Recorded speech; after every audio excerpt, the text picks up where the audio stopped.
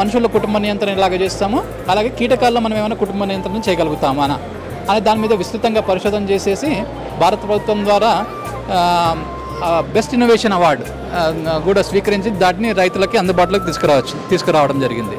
So ఇందులో ముఖ్యంగా మనం ఈరోజు చూసుకున్నట్లయితే పత్తిలో ముఖ్యమైన సమస్య ఈరోజు బీటీ పత్తి వచ్చిన తర్వాత ముఖ్యమైన సమస్యగా ఉన్నటువంటిది ఏంటంటే గులాబీ రంగు పురుగు.